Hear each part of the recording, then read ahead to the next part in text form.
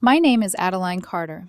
I'm 36 years old. Last Friday night, my boyfriend stood up at his company's annual dinner, swirled cheap wine in his glass, and said loud enough for half the room to hear, "Let's be honest, no real man would actually want her if he knew what he was signing up for." People laughed. Not because it was funny, because they didn't know what else to do. We'd been together 8 years. 8 years of shared rent, shared vacations, shared routines that I mistook for stability. I worked full-time in finance, long hours, steady income, strategic thinking. He worked part-time at his firm, said he valued work-life balance. I covered about 80% of our expenses. I didn't mind. I thought that's what partnership was. Looking back, partnership shouldn't feel like quiet erosion. The dinner was at some upscale restaurant downtown. Dim lighting, stiff tablecloths, rubber chicken disguised as fine dining. He'd insisted I come. "It's important for my image," he'd said. So I wore the emerald dress he once told me made me look powerful. I smiled. I made polite conversation. I listened. I've always been good at listening. That used to be something he admired. "You make me feel seen," he'd told me once. Funny how that changed. Around 9 o'clock, the alcohol loosened everyone up. His boss, a sharply dressed woman who wore ambition like perfume, held court at the table. He leaned toward her when she spoke, laughed a little too quickly at her jokes. I noticed. I just didn't know what I was noticing. Then, someone from accounting made a sloppy joke about how some women are just too intense for men. And that's when he decided to perform. He leaned back in his chair, gestured toward me with his wine glass, and said, "Trust me. Some of us learn to settle. She's a lot. Honestly, no real man would want her. She's not exactly soft, not exactly feminine." He winked, a deliberate wink. The table went silent. His boss smirked. Someone coughed. I felt every pair of eyes shift to me, waiting. Would I cry? Would I yell? Would I storm out and prove his point? Instead, I looked at him, really looked at him. At the man I had defended to my friends, the man I paid bills beside, the man who had slowly, carefully carved pieces out of my confidence over 8 years. "You're too assertive. You intimidate men. Maybe tone it down a little."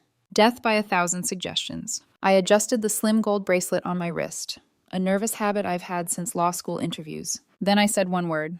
"All right." I stood up, smoothed my dress, walked out. Not fast, not dramatic, just calm. Behind me, I heard his voice. "Are you serious right now? Adeline, come on." He sounded annoyed. Not apologetic. I drove home in silence. The city lights blurred past my windshield. I expected my hands to shake. They didn't. Instead, I felt something unfamiliar. Clarity. When I got home, I poured 2 fingers of whiskey and sat in the dark living room. I replayed the night.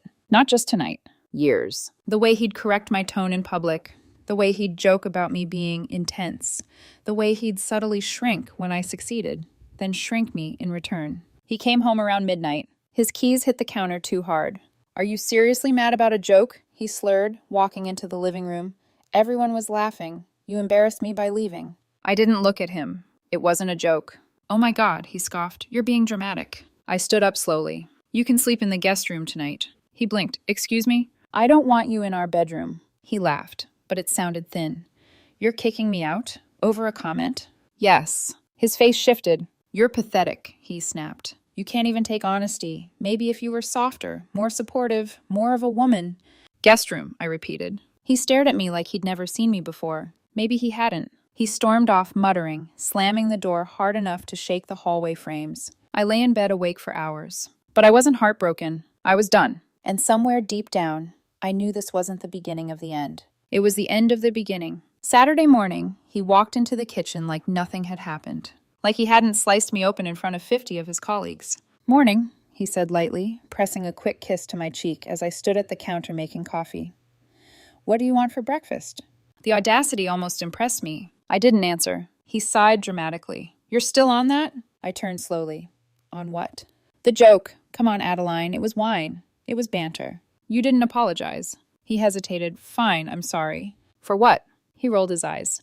"For embarrassing you. Happy?" "That's not what you did," I said quietly. His jaw tightened. "You always do this. Twist things." "No," I replied. "You said no real man would want me." He shrugged. "You are intense. You're dominant. It can be emasculating." There it was. The real grievance. "I make more money than you," I said calmly. I cover most of our life, and somehow I'm the problem? That's not what I'm saying. It's exactly what you're saying. He leaned back against the counter. Sometimes I just want to feel like the man in the relationship.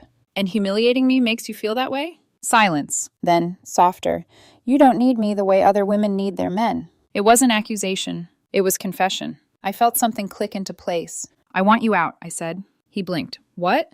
I want you to move out. He laughed, actually laughed. Adeline, don't be ridiculous. I'm not. You'd throw away 8 years over a dinner comment? It wasn't one comment, I said. It was 8 years of them. The smile faded from his face. You're not serious. I've never been more serious. He studied me, searching for hesitation. He didn't find any. You won't actually do it, he said finally. You don't have the nerve. I held his gaze. Watch me. He spent the rest of the weekend oscillating between charm and coldness. Flowers appeared on the kitchen table, then sarcasm over dinner, then silence. Sunday night, I sat in my home office and made a call. The attorney's name was Daniel Mercer, the kind of lawyer whose face was on glass billboards downtown. Ruthless reputation, expensive taste. He answered on the third ring. I need to dissolve a domestic partnership, I said. Fast, clean. He asked the right questions. Property? The condo is in my name. I bought it 2 years before we moved in together. Assets? Investment accounts around $500,000. Shared debts? Minimal. I cover most expenses. Employment split? I work full-time in finance. He works part-time. There was a pause on the other end. Well, Daniel said evenly, this is refreshingly straightforward. By Monday morning, paperwork was drafted. At 3:12 p.m., he was served at his office. At 3:16 p.m., my phone rang. You had me served at work? He shouted. I could hear the echo of a hallway behind him. Everyone saw it. Yes. Are you insane? You're trying to humiliate me. No, I replied calmly. I'm ending this. You could have done this privately. You humiliated me publicly. That was different. How? He had no answer. You're ruining my reputation, he yelled. No, I said. I'm protecting mine. He hung up. That evening, he didn't come alone. His mother arrived with him. Of course she did. She swept into my condo like she owned it. Sharp heels, sharper expression. This is absurd, she snapped without greeting. You're being vindictive. I'm being done, I corrected. You're destroying his career. Everyone at his office is talking. He should have thought about that before he opened his mouth. Her eyes narrowed. You always thought you were better than him. No, I said. I just never thought I was smaller. She stepped closer. You're cold. Controlling. No wonder he feels inadequate. I smiled slightly. Inadequacy isn't something you catch. It's something you carry. Her mouth opened, then closed. Behind her, he looked smaller than I'd ever seen him. Adeline, he tried, softer now. We can fix this.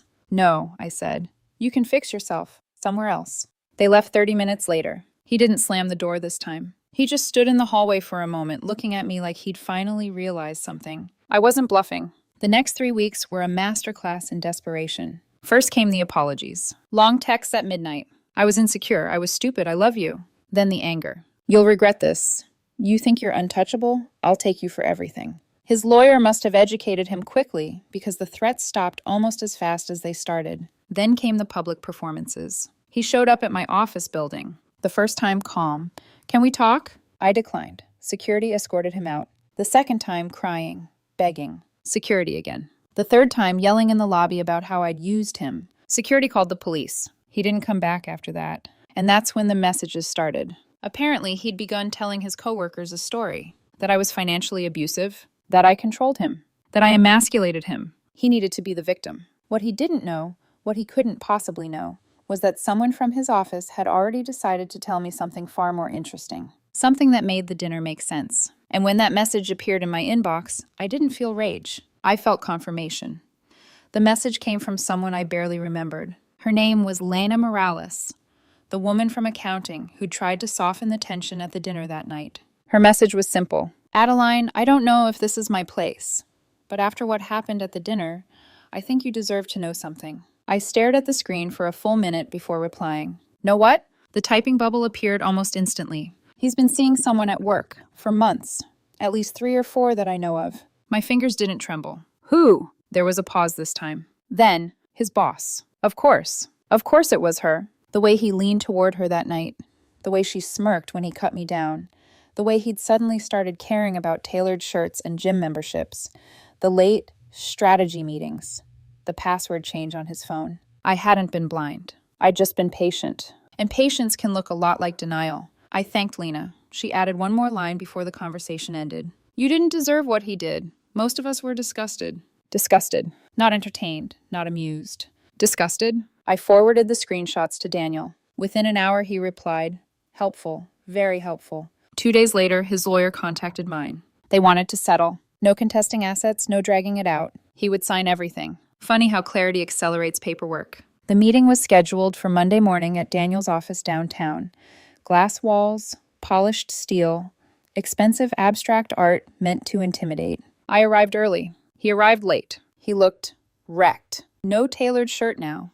Just a wrinkled button-down and dark circles that hadn't been there a month ago.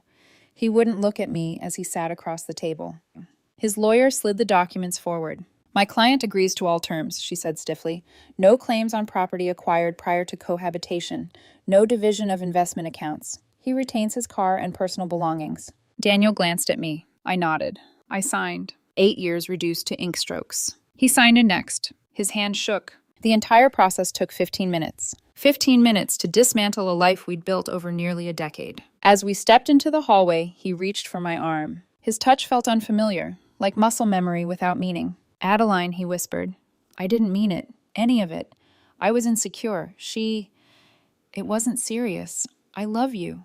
There it was. The word he'd weaponized for years. I looked at his hand gripping my sleeve, then at his face. I believe you were insecure, I said quietly. I don't believe you loved me. His eyes flickered. You loved what I provided, I continued. The condo, the stability, the safety net. You loved not having to compete, but you didn't love me. That's not true. It is. I gently removed his hand. If you had loved me, I added softly, you wouldn't have needed to shrink me. The elevator doors opened behind me. I stepped inside. He didn't follow. 2 weeks later, everything imploded. I got the call on a Tuesday afternoon from an unknown number. Normally, I ignore those. This time, I answered. Hi, is this Adeline Carter? A young woman's voice asked. Yes. This is awkward. I worked at the firm. I thought you should know. HR launched an investigation. I leaned back in my chair. About? Your ex and his boss. Inappropriate emails. Company property. Company time. Someone filed a complaint. I didn't interrupt. They were both terminated last week. There it was. Gravity. The woman continued, lowering her voice. He's telling people you reported them, that you ruined his career out of spite. I almost laughed. I haven't contacted his company, I said calmly. I figured. I was there that night at the dinner. I saw what he did. I just thought you should know what narrative he's spinning. Narrative. He needed one. After we hung up, I sat in silence for a long time. I didn't feel vindicated. I didn't feel triumphant. I felt detached, like I was watching a distant storm through reinforced glass. Later that week, I heard through mutual acquaintances that he'd moved back in with his mother. And the boss? She'd dropped him almost immediately after the termination. Office romance thrives on secrecy. It rarely survives unemployment. That Friday evening, I attended a charity gala one of my colleagues had convinced me to go to. I almost declined, but something in me refused to retreat anymore. The venue was warm, lit by strings of golden lights and soft jazz drifting through the air. That's where I saw him. Not my ex. Someone new. His name was Ethan Cole. I recognized him immediately, the man from the coffee shop near my building. We'd exchanged small talk over cappuccinos for months. He always asked about my day like he genuinely wanted the answer. Tonight, he wasn't behind a coffee counter. He was volunteering. Sleeves rolled up, easy smile, confident without being loud. Adeline, right? He said, surprised and pleased. Ethan, I smiled. We talked. And for the first time in a long time, I laughed. Not the polite laugh I used to deploy at corporate dinners. A real one. He didn't compete with my stories. He didn't flinch when I mentioned my promotion. He didn't try to diminish the room I occupied. At one point, he said, "You have a presence. It's rare." I blinked. A presence. Not too much. Not intimidating. Just present. We exchanged numbers. Coffee turned into dinner. Dinner turned into long walks through the city, where silence felt comfortable instead of tense. He knew I'd ended a long relationship. He didn't pry. He didn't rush. He simply showed up. And somehow, that steadiness felt revolutionary. 3 months into seeing Ethan, I received an email from my ex. Subject line, please read. I almost deleted it unopened. Instead, I read it. It was long, rambling, dramatic. He'd started therapy. He'd learned so much. He'd made the biggest mistake of his life. No one would ever love me like he did. That last line made me pause. Not because I believed it, but because I finally understood how wrong it was. I closed the email, deleted it. No response. That evening, Ethan noticed I was quieter than usual while we cooked dinner at his apartment. "You okay?" he asked gently. My ex emailed. He stilled slightly. "And?" "He wants another chance." "And?" I deleted it. He smiled softly and went back to slicing vegetables. "Good. No jealousy, no insecurity, no interrogation. Just trust." It was such a foreign experience, I almost didn't recognize it as healthy. For years, I'd been told I was too much. Too assertive, too driven, too independent. But standing there in Ethan's kitchen, watching him move easily beside me, I realized something profound. The problem had never been that I was too much. It was that I'd been with someone who needed me to be less. And I was finally done shrinking. 6 months after that dinner, my life looked nothing like it had before. And I didn't miss the old version. I sold the condo. Too many echoes in those walls. Too many versions of myself I'd outgrown. I bought a penthouse unit downtown. Glass walls, skyline views, clean lines. Minimalist, intentional. Mine. Work shifted too. Without the quiet emotional weight I'd been carrying for years, I had energy again. Focus. Hunger. I threw myself into a portfolio expansion project I'd postponed for almost 2 years because things were complicated at home. My managing director noticed. 2 months later, I was promoted to senior strategy director. Corner office. Significant raise, larger team. The irony wasn't lost on me. The same qualities my ex had mocked, assertiveness, decisiveness, presence, were the very things accelerating my career. I didn't feel triumphant. I felt aligned. Then the rumors reached me again. Apparently, after losing his job, he'd tried freelancing. That failed. Tried leveraging connections. Those evaporated quickly once people realized he'd been terminated after an HR investigation. The boss, the woman he risked everything for, had already relocated to another city.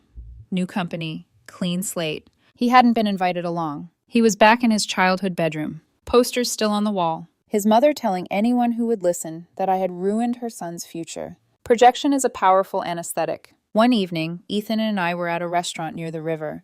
Low lighting, piano music, the kind of place that encourages long conversations. Halfway through dessert, I felt it. That subtle shift in air pressure when someone familiar walks into your orbit. I looked up. There he was, standing near the entrance, with another woman. She looked young, early 20s maybe. Tight dress, bright lipstick, nervous smile. He saw me. Our eyes locked for 2 seconds. Long enough for recognition. Long enough for history. I expected a surge of something. Anger, regret, adrenaline. Instead, I felt the same thing I'd felt when deleting his email. Nothing. Ethan was mid-story about a disastrous hiking trip. I turned back to him, smiled, asked him to finish. Across the room, I saw my ex hesitate, like he was debating whether to approach. He didn't. 10 minutes later, he left. Ethan noticed the shift. That was him, wasn't it? Yes. You okay? I met his eyes. I am. And I meant it. A week later, I got another message. This time from Lena again. He got engaged. I stared at the screen. 3 months of dating, apparently. Fast engagement.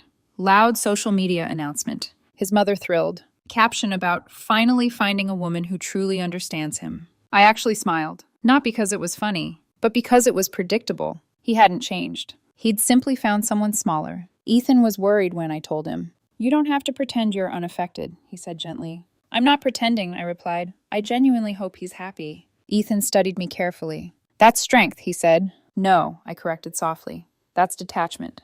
There's a difference. Anger still ties you to someone. Indifference severs the cord. A few days later, something unexpected happened. I received a call from a recruiter. High-level firm.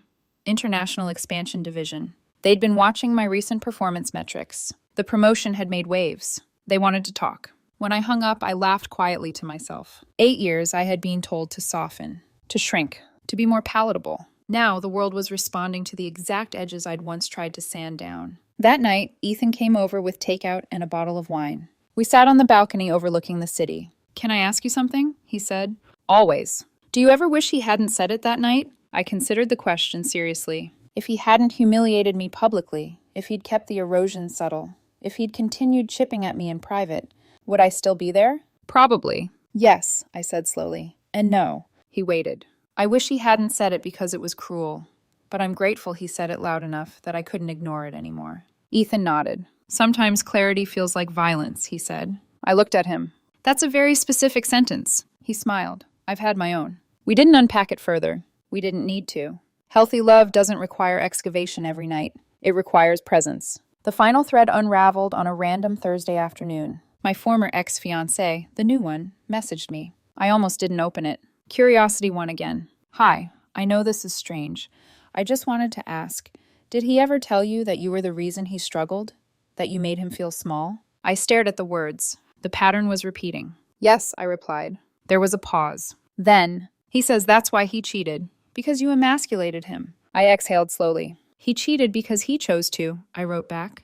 No one can emasculate someone who is secure. Minutes passed. Then, thank you. That was it. 3 weeks later, the engagement disappeared from his social media. No announcement. Just gone. I didn't ask questions. I didn't need to. 6 months ago, I walked out of a restaurant after being told no man would want me. Tonight, I stood barefoot on my balcony with a man who looked at me like I was rare. Not intimidating. Not excessive. Not something to be endured. But something to be chosen. The difference was not subtle. It was seismic. It's been almost a year since that dinner. A year since he lifted a wine glass and tried to reduce me to a punchline. Sometimes people ask if I regret the 8 years. I don't. Regret implies I would erase them. But those years taught me something essential. You don't lose yourself all at once.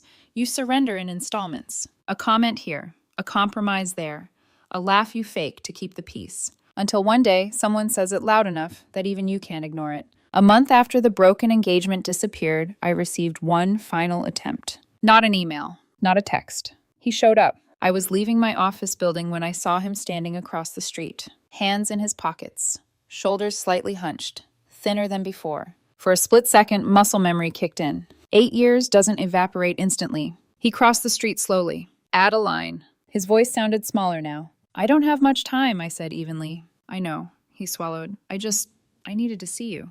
I waited. I messed everything up, he said. After you left, I kept thinking you'd come back. You always did before. Before I knew my value. I thought if I pushed you, he continued, you'd try harder. You'd soften. You'd need me. There it was. The confession he'd never been able to articulate. You didn't want a partner, I said quietly. You wanted leverage. His eyes filled. I was scared of you. That surprised me. Of me? You never needed rescuing, he admitted. You were always capable. And instead of rising to meet you, I tried to lower you. The honesty came too late. I hope you figured that out, I said.